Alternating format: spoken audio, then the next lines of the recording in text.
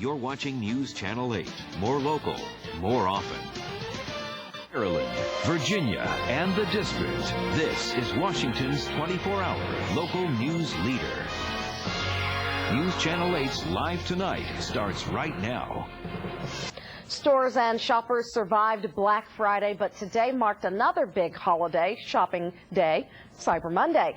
Online marketers came up with an ad blitz for the first workday after the Thanksgiving shopping weekend. The idea is to get shoppers to surf the net for bargains from the office.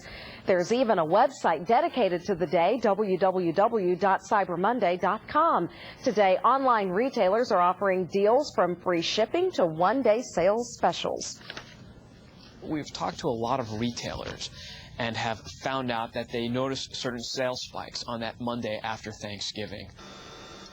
They get to use broadband access in their offices, and they get to shop and pick up things that they couldn't pick up over the Black Friday weekend. Online retailers have responded with some great deals and great specials over that lunch time frame.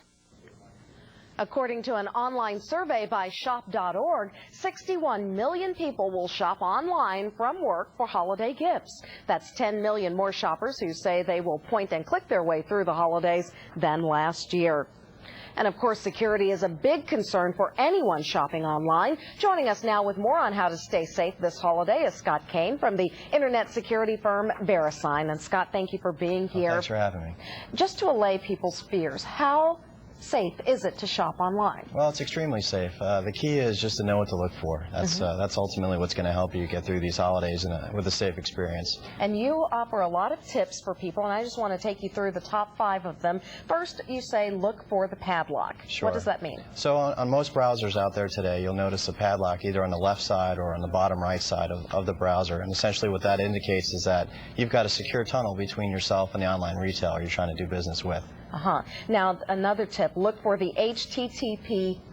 Right, that's correct. It's the S on the end essentially means it's a secure tunnel yet again, and it's a good indicator as to whether or not you do have a secure connection with the retail site you're trying to get to. Now, do you need the HTTPS and the lock?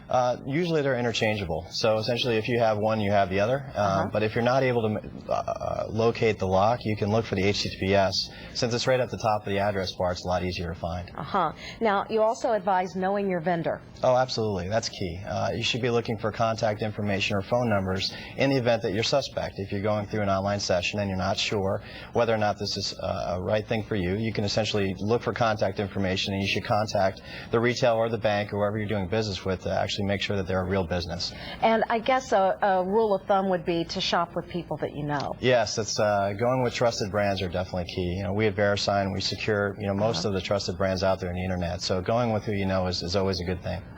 Now, you also say verify before you buy. What does that mean? Sure. Well, VeriSign, our core business is to secure websites to make it safe for shoppers. And within most of these websites, 93% of them, in fact, have a VeriSign secure logo on their website. So it'll be verification. You click it, and it'll verify that the actual site you're on is, in fact, the one you're supposed to be on.